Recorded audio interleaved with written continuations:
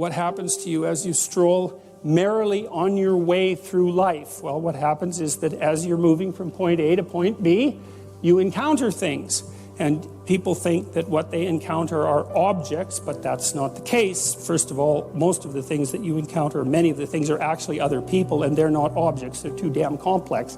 And even apart from the social world, the things that you encounter aren't objects. They seem to be something more like tools or obstacles. And I don't mean that we see objects and turn them into tools or obstacles. I mean that we see tools and obstacles, because what happens is that when you array yourself towards a goal, then the world transforms itself into things that get in the way of that goal, and three things. Things that get in the way of the goal, those are things you don't like. Things that facilitate your movement towards the goal, those are things that you like. And irrelevant things. And mostly you want irrelevant things, because there's just too damn many things. So the category of irrelevant is one you really like. So most of everything is irrelevant if you have a good plan. A few things are good because they move you forward, and some other things are not so good. You want to go around the not so good things if you can manage them, unless you like to run head forth into like brick walls, which is not particularly, it's a learning experience, but I wouldn't repeat it too many times.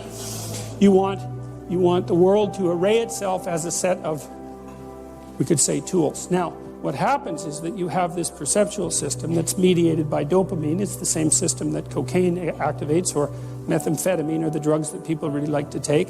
And it's the dopaminergic system that responds with positive emotion to indications that you've encountered something that will facilitate your movement towards a goal. And that's really important to know, because people tend to think that they're happy because they achieve goals, and that's not true. What's true, because as soon as you achieve a goal, then you have a problem, which is what's the next goal. And that's actually a big problem. You encounter that as soon as you graduate from university, for example. That's right. I made this joke before.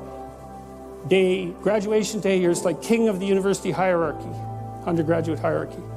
Day after, you're unemployed potential Starbucks employee, right? So it's like, so obviously the accomplishment per se as a source of reward is problematic, because when you accomplish, you run the frame to its end, and then you have the problem of needing a new frame. So that's a problem. But if what you're encountering instead are things that will move you along your way, it's like, hey, that's great, and that's where you get your positive motivation. And so that's really that's so much worth thinking about. You can think about that for a year, and that wouldn't even be enough to think about it, because here's what it means. It means, in some sense, that the Buddhists are right with their claim about Maya, M-A-Y-A, which means that people live in an illusion. And what they mean by that is, well, you have goal, whatever your goal is, and that goal gives relevance to the world. And you could change the relevance of the world in a snap, just by changing your goal. You can do that. And so then you think, well, it's sort of an illusion, because you can just change it. Now, you don't want to push that line of argumentation too far, because even if the specific point can be changed, the fact that you're in one of these frames cannot be changed. And so you have to be in a frame, although you get to pick the frame. So there's still an absolute there, which is that you have to be in a frame, and that is not a trivial absolute. It's a very major absolute. So then you think, okay, all of your positive emotion is going to be experienced in relationship to the goal. Well, then we think, well, you could use some positive emotion. It's a good thing. Positive emotion inhibits anxiety and disappointment and frustration and pain. It does all that. Technically, it does that. The higher the aim, the more the positive emotion.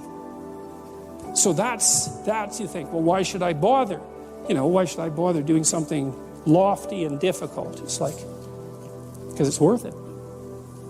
When people say that life has no meaning, that isn't what they mean.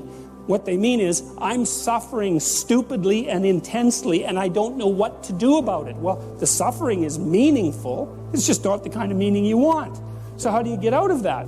You note the baseline of suffering, which is very, very, very, very high.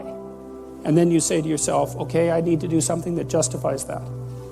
And that's not so easy, because the baseline for suffering is high.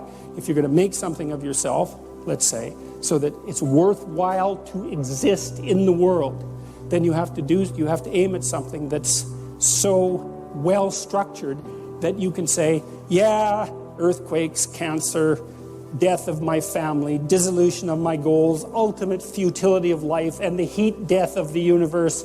Hey, it doesn't matter. It's worth it.